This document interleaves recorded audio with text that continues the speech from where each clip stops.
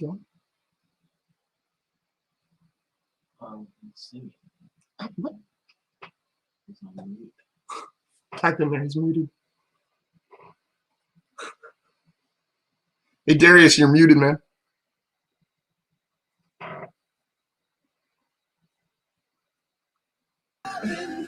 Free falling. This is the first time I'm muted when I say, but I'm free.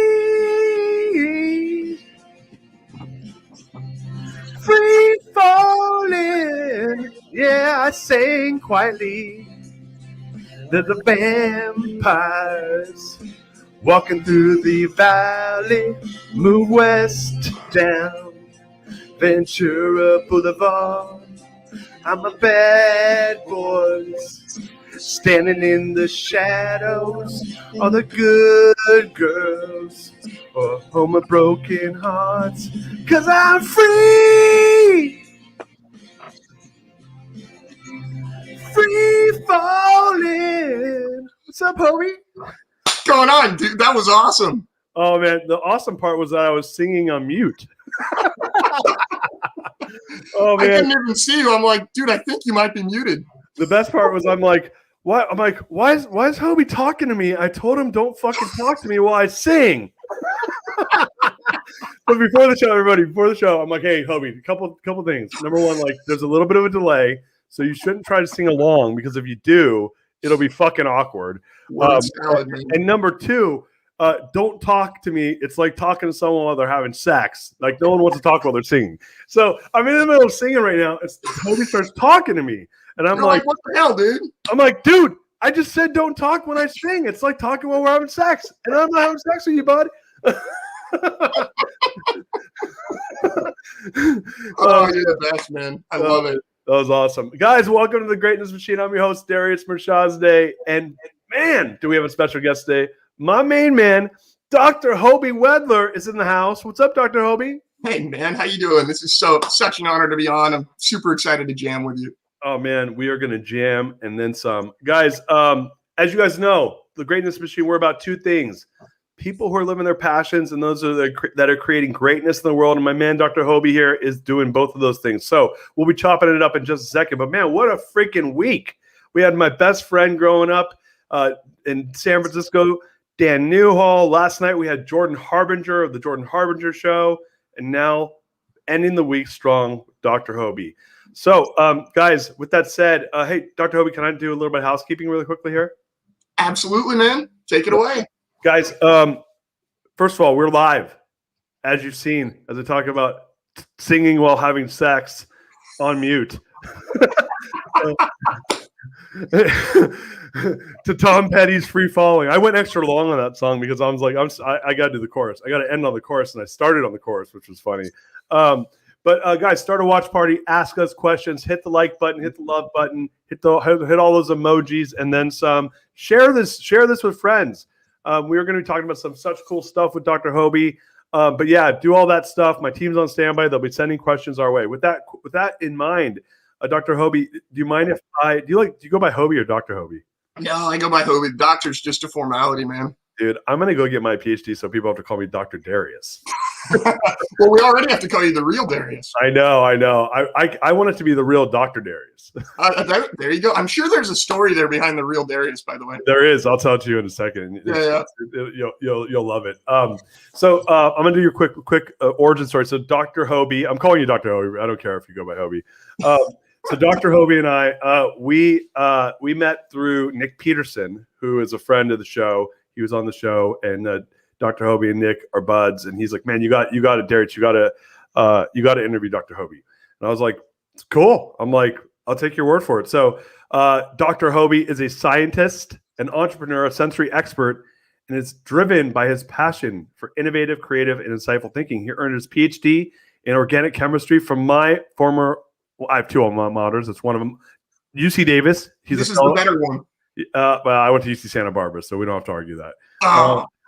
Yeah, it's not much of a debate there, dude. The Aggies are great. I mean, it's an agricultural school, but UC Santa Barbara is on the Pacific Ocean, and there's tons of hot, drunk people there. Hoby was born blind, and he's been recognized by Barack Obama by naming him a champion of change for enhancing employment, education opportunities for people with disabilities. And in 2011, he founded a nonprofit organization to lead annual chemistry camps for blind and visually impaired students throughout North America. Same year, he entered the world of wine, developing Tasting in the Dark, a blindfolded wine experience in collaboration with Francis Ford Coppola Winery, which he has since expanded into a global market. Boom, man. Doing some cool stuff. Welcome to the show, brother.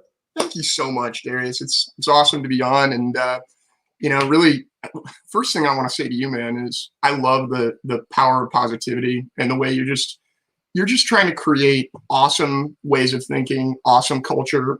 I mean, that's what this world is all about. Like, there's all this talk right now about diversity and inclusion and all these people saying, oh, we need to have a more diverse workforce. We need to respond to current events and that sort of thing.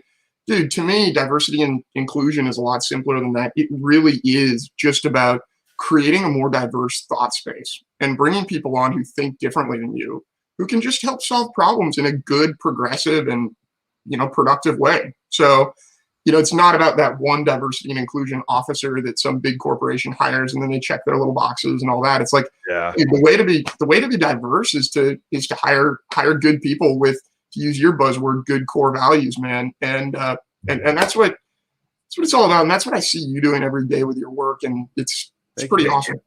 Thank you, man. Yeah. The diversity inclusion thing is funny. So I'm a recovering CEO. So for me, all this work around values was stuff I just did internally in my business. And then when I had my midlife crisis and decided that I didn't want to be a CEO of a mortgage company anymore, I started doing the book stuff. And so I started getting asked to speak on the book, and so that's the first thing that started, because this is right in the summertime, right when the whole the thing was going down with George Floyd and whatnot, and all these people are like, how can you talk about diversity and inclusion and how the companies can be better at it or something like that? And I'm like, and I wasn't fully versed in it, but it's kind of an obvious statement, right? What it is. And so I said, yeah, it's real simple. Don't say you have it if you don't, and don't just check the fucking box to try to I said, people will see right through you in 2 seconds if you do it from a place of inauthenticity, And a lot of these companies, it drives me crazy because people do it with their values a lot. Right. It's just a box you check, right? It's like, we got the X person and the Y person here now, and you blend them in with the 19 white dudes, and we're good. It's like, that's not it, man. That's not. And I had a funny experience when someone was talking to me about, oh no, we need diversity, and it's a group that I serve on. We need more diversity. I said, well, you got a blind dude, and they're like, no, we need diversity. I'm like, what do you mean? It's like, oh, we need gender and color diversity. So it's just funny. It's like this thing where, I think I do have a different way of thinking about problems and coming up with solutions. I had to, live as a blind guy in a sighted world my whole life. But because I look like a white dude, I think oftentimes it's considered that way. It's just kind of a funny thing. But, to sort of extend out on that point, I think that I'd be really interested to hear your opinion about how this all applies to core values, because, for me, you can have all the best core values in the book, but if you don't live up to them, they're nothing. Yeah, well, let me ask you a question. Have you actually read the book or no? Not yet. I've read some of the book. I haven't read the whole thing. I got to be honest with you. Yeah, it's all good. If as long as you open the book, I'm a happy camper. That happens. It's amazing. One of the things you learn. Have you ever written a book before? I'm working on one very slowly. Okay, so here I'm going to tell you something that's going to disappoint you a little bit. Yep. A ton of people will buy your book and then not read it. It's like the worst. You're like, I'm like, but you bought it. For sure. Or people will say, oh, I can't wait to read your book, and you'll give it to them, and then they won't read it. And you're like, but you told me you were going to read it. And I'm like, hey, have you read my book? They're like, oh, no, I haven't got to it yet. And 6 months later, I'm like, dude, have you had a chance to open my book? No, I haven't got to it yet. I'm like, brother, just read the first fucking chapter. It'll take you 12 minutes. like you could lie to me. How about that? And they don't want to lie. Oh, yes, Darius read the whole thing. Yeah. They don't want to lie because I'm like, oh, what do you think about chapter 6? They're like, oh, I don't know shit about your book. it was shocking to me because what's funny is I'm a sporadic reader, so I have a ton of books behind me. I've probably only read like 8 of them. Sure. But when I read, I'll read a lot. And so, yeah, look, it's real simple. Core values, I believe, can have the opportunity to become the language of our lives from an accountability standpoint. What do we want to be held accountable to? What do we want to hold ourselves accountable to? And when you do that effectively, it becomes a tool for all decision making and all the behavior we want to enact, all the things we want to do to create the life we want to live. What I think a lot of people do is they go the other way, where it's aspirational. Yeah. They don't ever do any of it because it's not what they are. It's what they're trying to be that they're not. And I'm like, man, life's hard enough as it is. Like, the goal here is to build a tool to make it easier for ourselves. Yeah, so when I look at values, I'm like, hey, what is it that I am that I really want to make sure I stay, or that I hold in the forefront as important to myself? And there can be some slight aspect of aspiration in there, like, I'm trying to be more of this because I am that, but I wish I was a little more of it. Sure. And I want a discipline around it. But when people are like, I'll use my wife as an example. My wife, I did this. I was trying to build a model, almost like a system where to automate people discovering their values. Sure. And so I believe before you do something with technology, you should automate it. You should do it manually first, and then absolutely right, and then the technology. Learn the ropes. You create the algorithm manually, and then you test it. And then once it works, then you can use technology to automate it. Absolutely. So my wife does it, and her number one value is decisiveness. I love my wife, but she's like literally the least decisive person on earth. Literally, she's the most, if there was a spectrum of decisiveness, and 0 was you could not be more undecisive, and 100 is you are fully decisive, she's like 0. And so her fucking number one value is decisiveness. And I was like, you're not that. I was like, fuck, you just broke my system. My wife totally broke my system. Anyway. Dude, people break our systems all the time. Oh, human error is the worst. Yeah, but it's all good. It's some of what we live with and what we deal with, Yeah, so that's my thoughts around values. But so what about you, man? I'd love to take a step back because I want the audience to learn more about you. Take us from give us your origin story. Obviously you're doing some really cool work right now. I want to know about that. But where did it start? How did you get there? What got you, motivated to, do the things that you're doing right now around nonprofit and whatnot? It's been a meandering story, man, all the way through. And first, I just want to give a huge shout out to Nick Peterson for introducing me to you. That was fantastic. Nick's a really good friend of mine, and the fact that we were able to get that connection and come on, I just kudos to Nick. And Justin Breen's another good friend of mine. I actually reintroduced Nick and Justin Breen on October 1st. And I'm so happy I did that. It turned into a lot. And I know Justin Breen knows you. He was on the show as well. So yeah, I met Nick through Justin, and Justin we have mutual friends. So he kind of hit me up, and then it's been that's how I know you now, is originally through Justin because of Nick. So yeah, right. No, it's just who in the world doesn't know each other because of Justin originally? Seriously. Yeah, he's a freak. That's amazing. Introductions. Yeah, so thanks for the question, man. I was born totally blind, and what I really attribute, my ability to just sort of get out there to early on is my parents. When a blind kid's born, they kind of went, "Oh shit! How do we deal with this?" And they turned they gained confidence in the first hours or day, whatever, when I was born. My mom is a best friend from college named Barb, so my mom called her friend to tell her, yeah, Hoby was born and this and that. Well, her husband answered, and all my mom's friend could hear was, "Oh no, oh God, that's terrible, this and that." And the Barb got on the phone and said, "Oh my God, what happened? Is everything okay?" And Terry said, "Yeah, but he's blind." And the friend's response was, "Oh, thank God, I thought he was dead." So yeah. And it's like, no, blindness isn't a big deal. And the reason, it turned out that the reason she had that attitude is because her father was best friends with a blind psychology professor. So she had grown up around blind people her whole life and knew that, dude, this isn't a big problem. You just have to work around it and figure it out.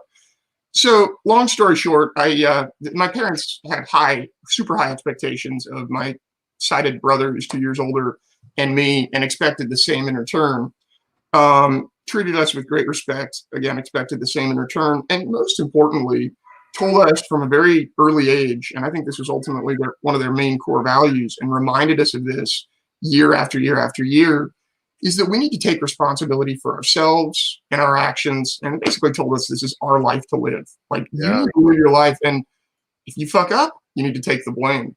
If you succeed and do great, dude, it's yours to celebrate. So that was a big deal. Like, that was really put the ball in our court, you know. And my brother, the other reason that I had to do well was my brother was just an A student. I thought, oh, shit, is this how it's done? Okay, I gotta, you know, lead up the rear here or something. But you know, and we're just super close, my brother and I, and supported each other all the way. What's the age difference between you guys? 2 years.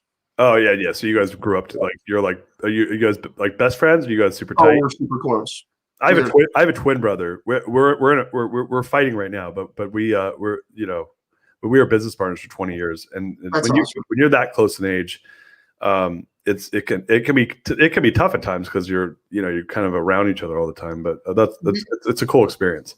Oh, it's a cool experience, and we developed just a beautiful relationship where we totally support each other. You know, and that's what it's all about. So from a young age, I was super interested in science. I remember when I was standing in the kitchen, I have a weird memory. My brain sort of thinks in calendars, and I remember like dates and events and all this weird stuff, but that's just me. Like years or date, or like the exact day? I remember dates, man. It's like weird. You're like July 13th, 1996, like that type of deal? Yeah, like I can tell you that February 19th, 1998 was a Thursday, and I had barbecue chicken for dinner. No joke. Shut up. That's awesome.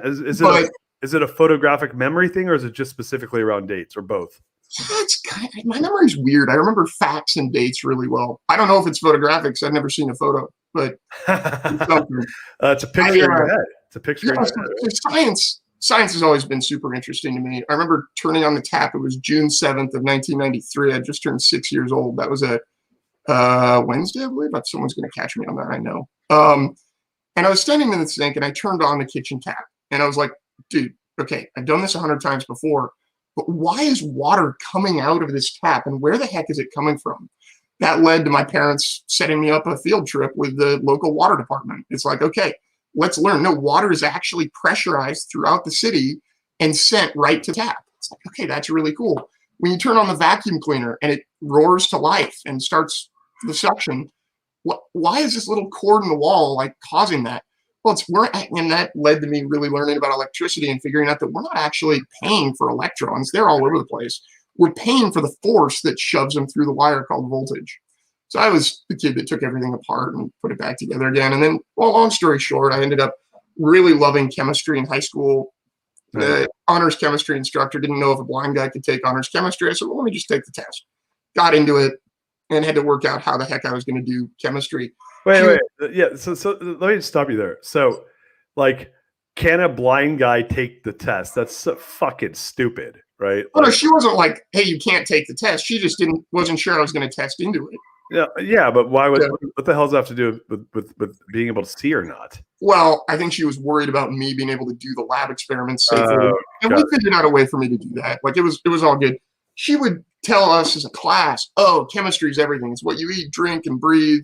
You know, it's the world around you." And then she would tell me privately, "Man, I don't know if this makes sense for you to study chemistry further. It's so visual and all that.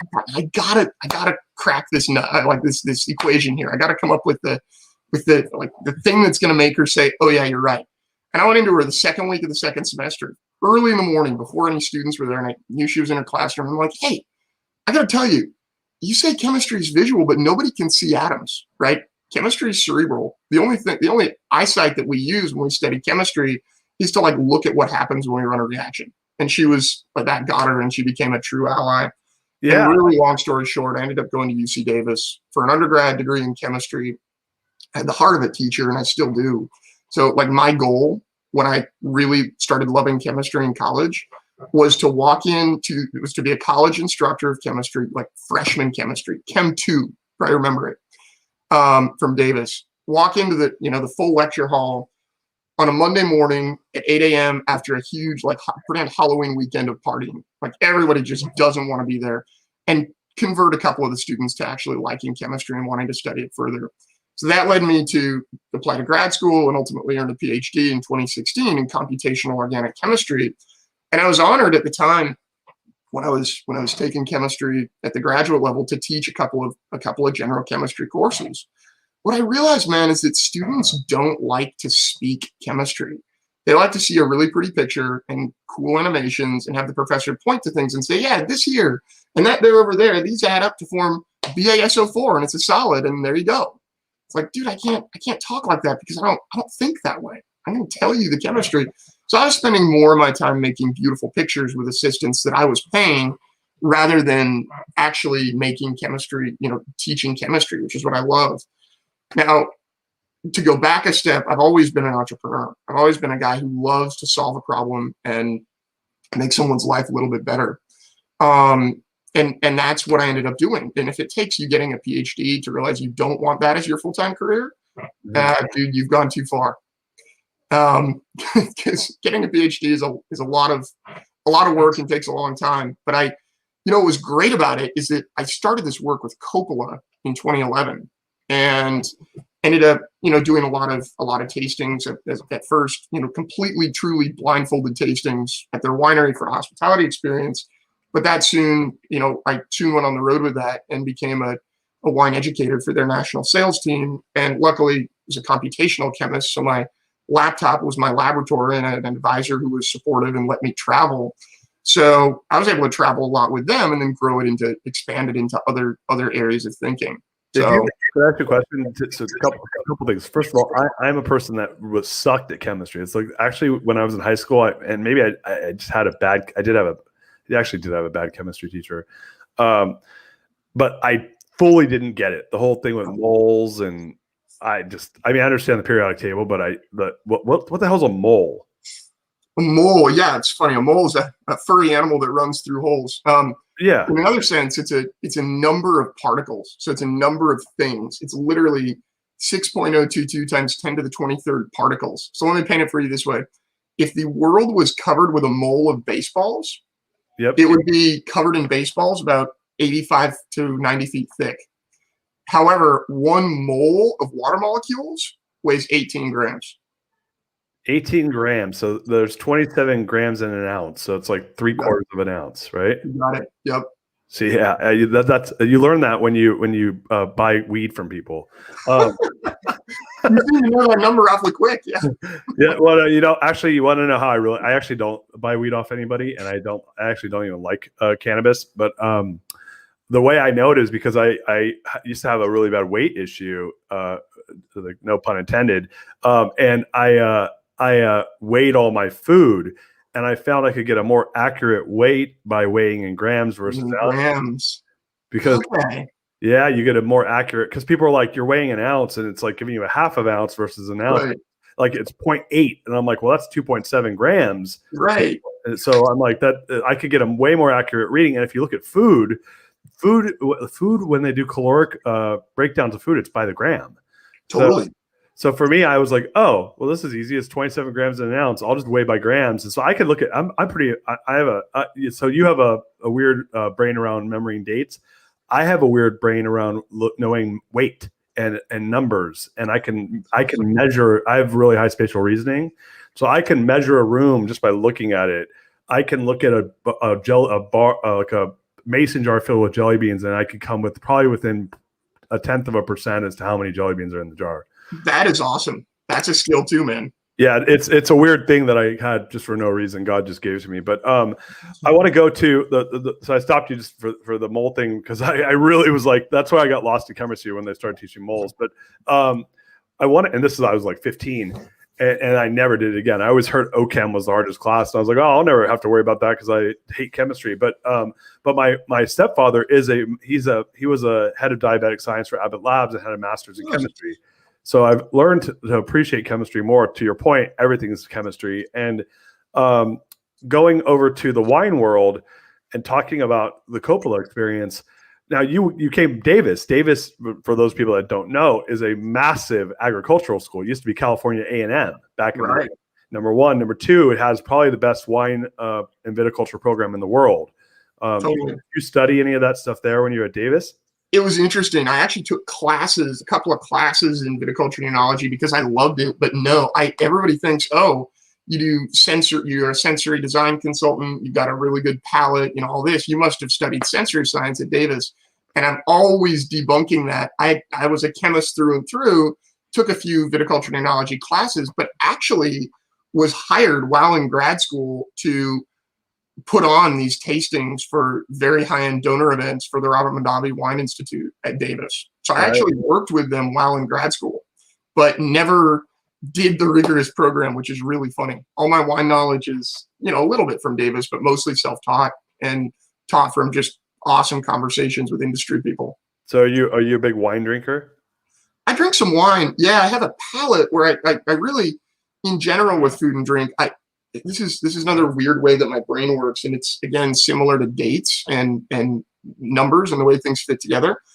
Every aroma that I've smelled has a definition. So I literally liken things. If I smell a glass of wine, I can say, okay, there's actually tangerine in here, and it's not like I'm making shit up like a lot of people think you are. No, I smell exactly what I smell when I peel a tangerine. So that, honestly, first of all, do you enjoy wine? Oh yeah, I like to drink wine for a couple reasons. One reason is I do enjoy really good wine. I have a modest wine collection of some really amazing California cabs. My wife's family's in the wine business in Napa, actually. Oh really? Yeah. Do you mind sharing which winery they have? Hudson. Oh yeah, they're awesome at Hudson. Yeah, so Hudson, Lee Hudson is my wife's uncle. Oh, that's amazing. And her aunt Mary it's through marriage. So my wife's aunt is Chris Hudson. And so they're so cool. So I go to Hudson and have I could go hang out with them and stay at their house. That's cool. And let me know next time you're up in wine country. I'd love to go tasting with you and show you some of my favorite spots and hang out. I'd love that. Yeah. I would love that too. That sounds like fun, man. We could do a tasting at Hudson. So that'd be amazing. Let's do it. It's done and done.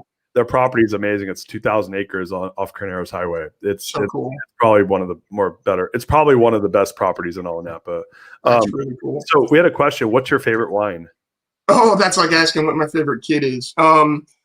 Right now, I'm really loving Russian River Pinot Noir. Wait, that's like asking what now? Who's your favorite kid?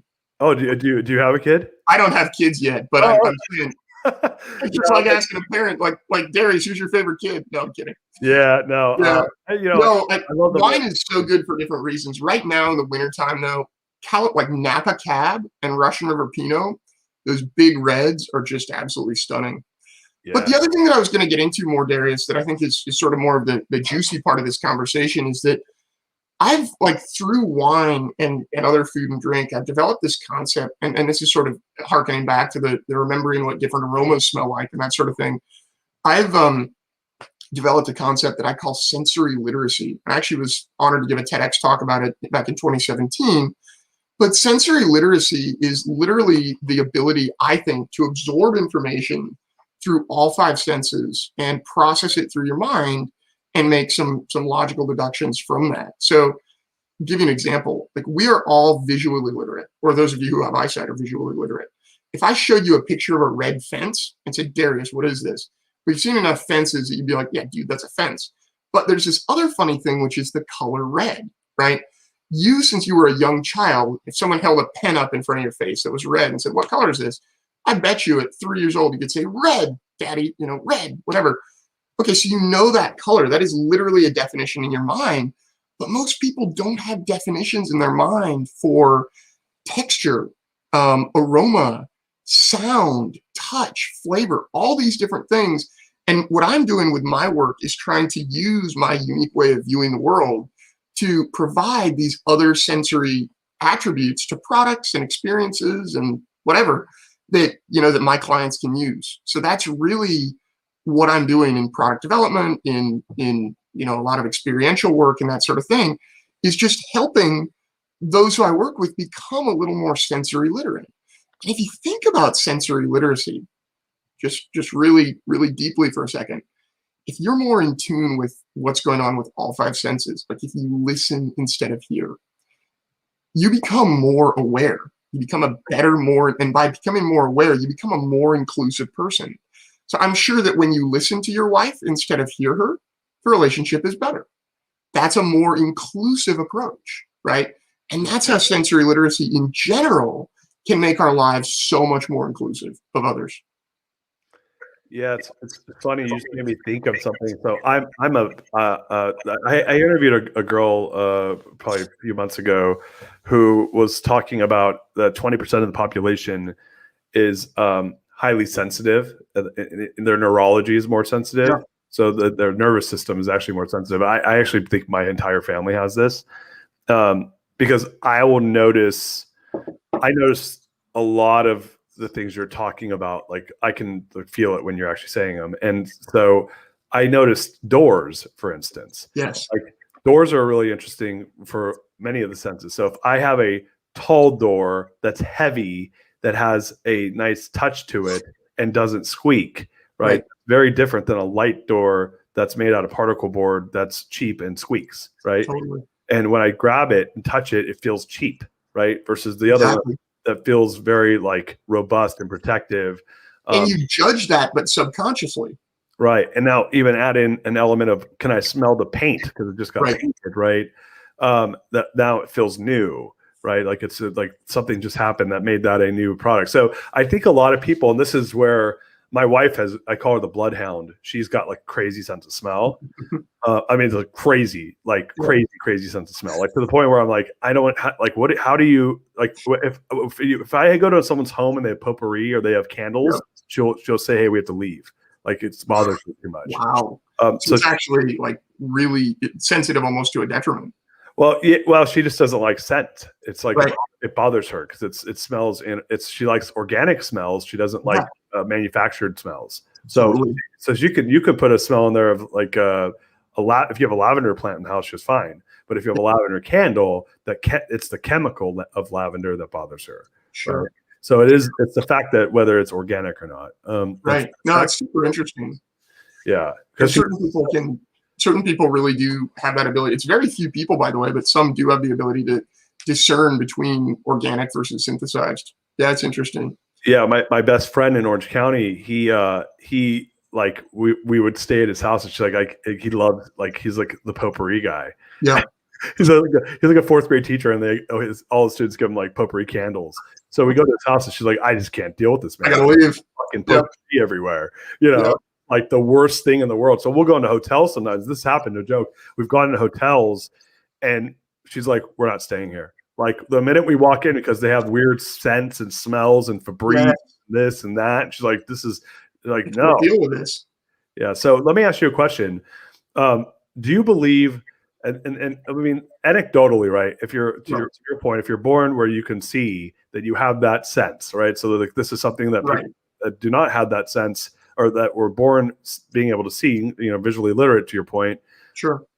We all take it for granted, right? It's like, oh yeah, like this, like of course I could see, like I had it from the day I was born. It's not something that I lost and got back or anything like that. Totally. So, do you believe that there is a spectrum of sense, and if you lose one, you get it in the others to like make it? It's really interesting you ask that. So I believe that in some cases, but I mostly think it's because we don't, like when you're sighted and you don't have to listen to traffic to know when it's safe to cross the street. Right. You don't use your ears as much as I do. So I don't think my hearing is any better than yours. I think I just use it more. And I don't think my sense of smell is necessarily any better than yours.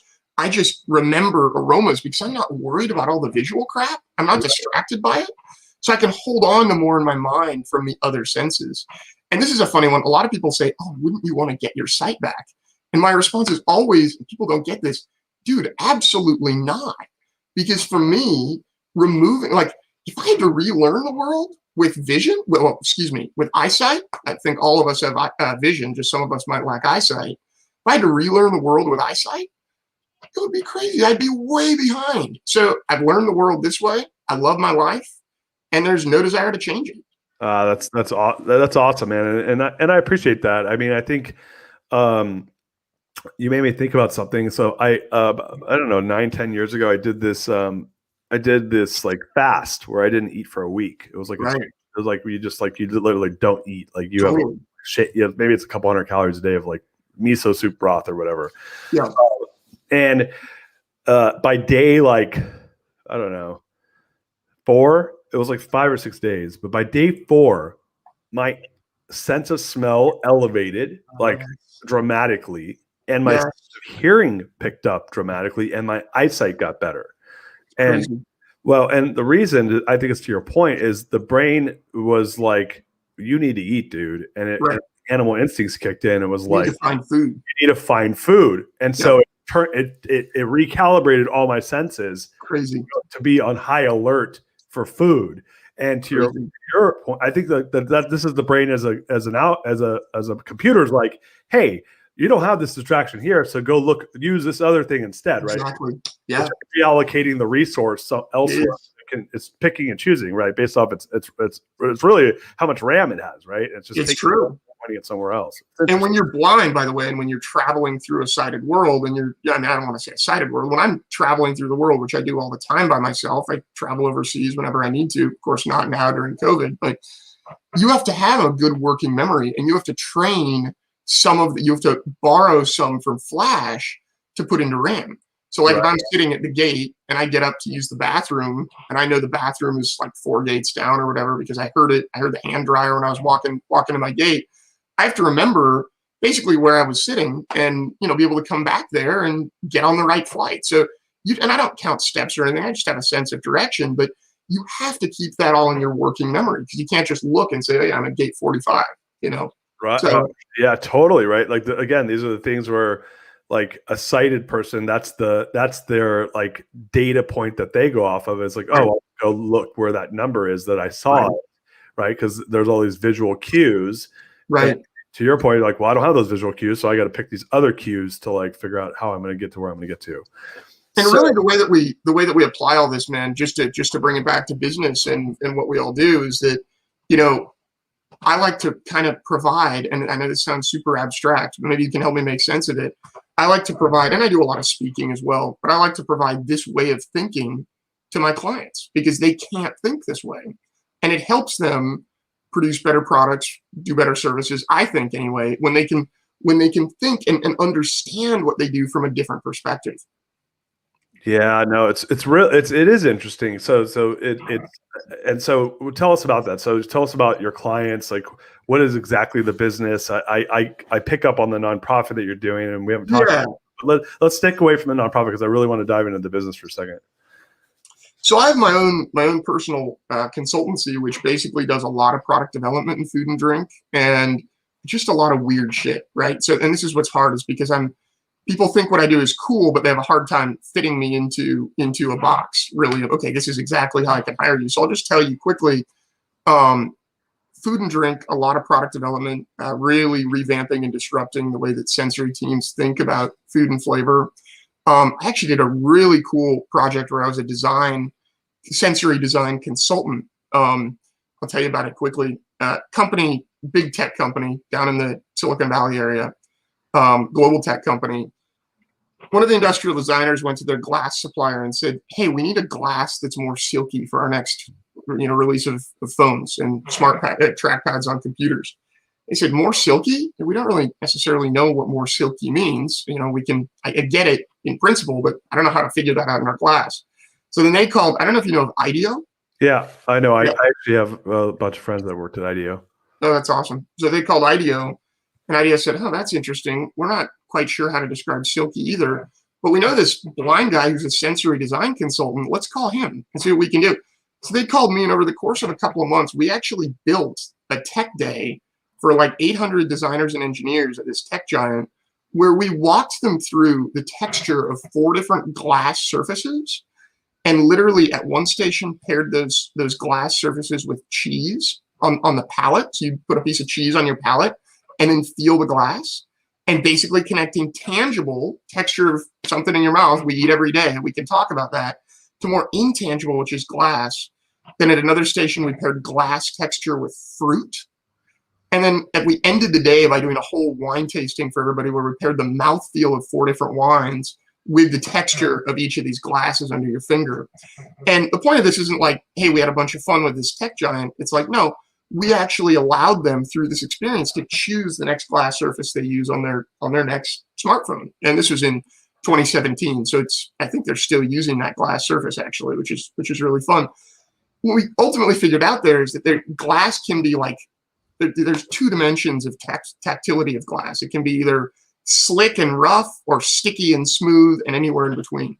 So that's sort of a description of one of the more, I don't know, you might call it like unique projects that I've done, where I really feel like I've been able to be totally myself. Done some weird things in the fashion industry with brainwaves and electroencephalographs.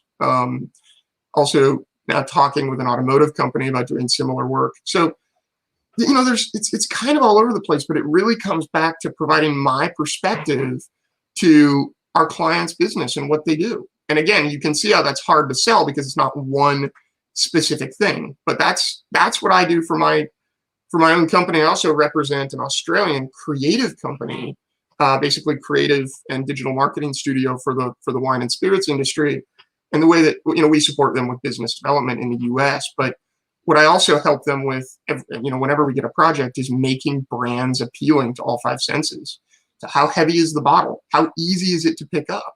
How much can you glean about the product just by feeling the bottle? So we focus so much attention in branding, and I'm really wanting your listeners to hear this. We focus so much attention on how things look, whether it looks right, and we totally lose sight of what does it sound like. How easy is this for the average person to open?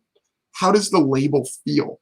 What are these other things where we have to work to engage with the brand that are totally real, but so subconscious that they're not even thought about? And I don't have any data on this, but I would guess a lot of money is lost by not aligning brands with all the senses. Yeah. And if you're like me, where you have a natural sensing for all the things you're talking about, you get really fucked, because what ends up happening is you end up always liking shit that's super expensive. Because it's the choir here, man. Oh my God.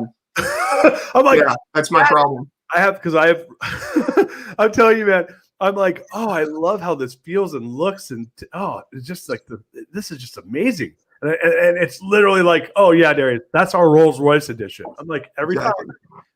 Shit. You walk me in a room and I'll look around and I will naturally gravitate to the most expensive thing in the room because it looks good. It has the most visual cues or whatever it is. It has a heaviness to it. The texture is nice. All these things. I was at this outdoor patio place looking for outdoor furniture. Right. And I tell you, it's a fucking warehouse. Which isn't, patio furniture isn't cheap in the first place, by the way. Yeah, well, right. There's it's a spectrum. And so I'm walking around and I see this one. It's got rope backing. I sit in the cushion. The cushion feels really nice. It's got a beautiful design, really nice wood, nice paint. I'm like, and so this is kind of funny. I said, hey, I'm going to bring my designer in. Do they get a designer discount? Right? Because the designers get designer discounts at these places, right? And they said, yeah, every single thing except that one. Like a Costco filled with shit. And it's like, that's great. And the whole fucking place they did not do a designer discount on was the one thing I liked. And Hoby, I laughed out loud. I was like, of course. I said, story of my fucking life. So yeah, you and me, man. That's the negative of having high sensing in all those different areas. But I'll tell you about something fun, and this is not like I'm just announcing this because it's exciting to me. In the next month or so, I actually just received seed funding to test the market. Here's a problem, an entrepreneurial problem that I needed to solve. I do a ton of cooking at home, and I think you do too. I know about your love for pizza with your kids, and I think that's freaking awesome. I love it. But really, what I was gonna say is that, you know, I've never been able to find rubs and like seasoning blends that are what I want to use, that have the flavor that I need and really have the good enough and use the best ingredients possible. So I said, screw it, man. Earlier this year, my business partner and I said, we're going to come out with our recipes because we make all our own shit. And it's like, why don't we just come out with our own recipes? So we're launching with 2 seasonings next month under the name of Hoby's, Hoby''s. And we're super excited about it. That's so cool, man. And that's the first like products like, hey, I have something to sell other than me, who's really confusing to people knowing whether to buy, when to buy me. But like, I'm just excited to be able to like say, hey, these are the products that I've like created with my palate. And why don't I eat them all the time and I love them. Why not make them available to the world, man? And it's just, Darius, I just have to say, being an entrepreneur to me is not about the money. I mean, it's nice to pay our bills at the end of the month, that's for sure. It's about finding a real problem and then coming up with a real solution. And that was the whole point of the nonprofit too. Blind kids were being told they couldn't do science. And it's like, fuck that. Let's get them doing science and having fun. Yeah. So, and this rub and spice thing is the same thing. Their seasonings thing is the same thing. It's like, let's solve a problem. And the funny thing about that is it's not that different than being a blind guy in a sighted world. It's all about, hey, where's the problem? How do we solve it? And what I've found is that collaboration and creating positive culture in every way we can is the best way to come around to a solution to that problem. I love it, man. You're rocking my world over here. Well, listen, we're getting wrapped up here. Where can people find you? Obviously, you're working on a ton of cool stuff. I actually have when we get off the air, I have a couple introductions I want to make for you because you're having my wheels spinning over here. But yeah, where can we find you? Where can people connect with you? My website is hobywedler.com. That's HOBYWEDLER.com. And I think they're going to put that in the show notes. By the way, I'm giving away a free book. If you jump on and join my email community, I'm giving away a free, article that I just wrote fairly recently about 5 mindsets to overcome any challenge and raise your expectations. So check it out. Join my email community. I want to get to know, like, I am the type of guy that literally wants to get to know everyone I meet, and I reach out, don't hesitate. I know there's something we can all do together. And that's the way I am. I'm all about the abundant mindset and bring as many awesome people into the mix as possible. I love it, man, dude. You rock, and I love all the stuff you're working on. And like I said, I'll take it offline with you and I know you got to run, so I don't want us to shortchange our offline conversation because I need a couple minutes of your time. But guys, what an amazing guest, man. Hoby, Dr. Hoby, you are a champ, brother, and I love all the stuff you're doing and appreciate you very much. This is the beginning of a long future together, man. And I love your listeners. You guys are awesome. Take care. Stay healthy. And most importantly, this is my tagline: you deserve to believe in yourself. That's right, man. They do. And you do. Don't believe the naysayers, as Arnold Schwarzenegger says. So, guys, with that said, what a great week, man. What a killer week at the Greatness Machine. Guys, next week we're bringing it down. We're going from 3 shows back down to 1 for the week. We got Angelo Poli, who is an amazing, amazing guest. He's coming in to talk about the things that he's doing in the world of metabolic hacking and nutrition. He's Aaron Rodgers, the quarterback from the Green Bay Packers. He's his actually nutritionist and one of his trainers. So we'll be talking to him on Wednesday next week. You guys, everyone have a great weekend. And don't forget, go sign up for the show, www.therealdarius.com. You can subscribe to us on YouTube if that's how you like to ingest it. If not, just go to the website, www.therealdarius.com. Click on episodes so you can sign up, opt in for the mailing list. I promise I will not spam you. I will only sing you sweet lullabies. Guys, have a great week, great weekend. Eat some pizza with your family. Love you guys. Peace. We're out of here.